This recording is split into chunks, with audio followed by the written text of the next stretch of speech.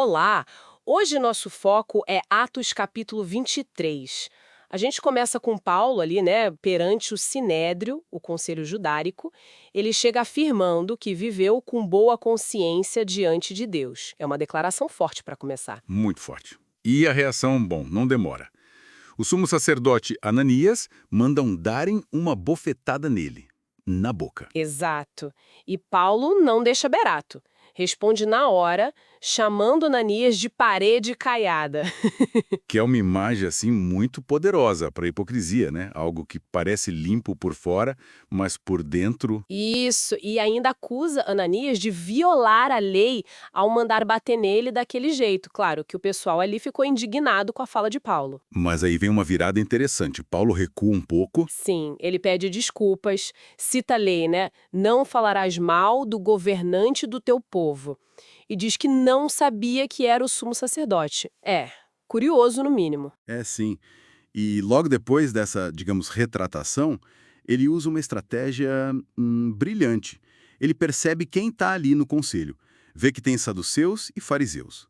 E aí ele joga a carta da ressurreição. Ah, a famosa divisão. Exatamente. Ele grita: "Sou fariseu, filho de fariseu, e é pela esperança na ressurreição dos mortos que estou sendo julgado." E isso funciona na hora, né? Na hora. Ele basicamente transforma o julgamento dele numa briga interna do Sinédrio. Porque os saduceus, bom, eles não acreditavam em ressurreição, nem em anjos, nem em espíritos. E os fariseus acreditavam em tudo isso. Pois é. Então a Assembleia vira um tumulto, uma gritaria generalizada sobre teologia. E o mais incrível é que alguns fariseus até defendem Paulo. Dizem algo como: olha, não achamos nada de errado nele, e se um espírito ou anjo falou com ele, quer dizer, parte do grupo acusador quase o absolve ali. Mostra a profundidade da divisão, né? E a inteligência de Paulo em explorar isso.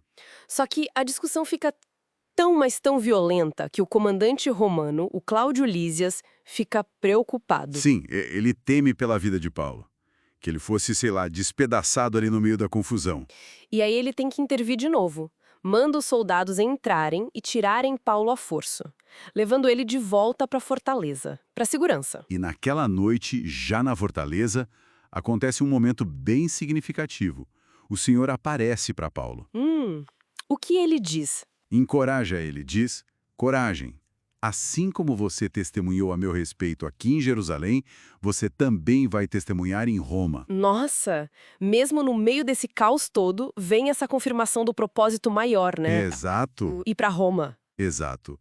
Mostra que, apesar dos perigos, havia um plano se desenrolando ali. Falando em perigos, a situação piora muito fora da fortaleza. Ah, sim, é conspiração. Mais de 40 judeus se juntam e fazem um juramento pesado. Pesadíssimo! De não comer nem beber nada até matarem Paulo. E eles procuram os líderes religiosos, os sacerdotes e anciãos, para arquitetar um plano. Qual era a ideia? Pedir para o comandante trazer Paulo de volta ao Sinédrio no dia seguinte. A desculpa seria um interrogatório mais detalhado, sabe? Mas a intenção real era uma emboscada no caminho? Exatamente. Uma armadilha fatal. Só que o plano vaza. E quem descobre? Olha que reviravolta, o sobrinho de Paulo. Ele fica sabendo de tudo. Sério? E ele consegue avisar o Paulo. Consegue. Ele vai até a fortaleza, consegue entrar e conta tudo pro tio. Paulo age rápido, chama um centurião. E pede para levar o sobrinho até o comandante Lísias. Isso, dizendo que o jovem tinha algo urgente para contar. E o comandante ouve o rapaz. E acredita nele. A emboscada, os mais de 40 homens esperando sob juramento. Lísias percebe que a coisa é séria. E o que ele faz? Age rápido, né? Muito rápido e com sigilo. Dispensa o jovem pedindo para ele não contar nada a ninguém. E imediatamente organiza uma escolta. E que escolta? Ah, essa parte é impressionante. 200 soldados, 70 cavaleiros e 200 lanceiros.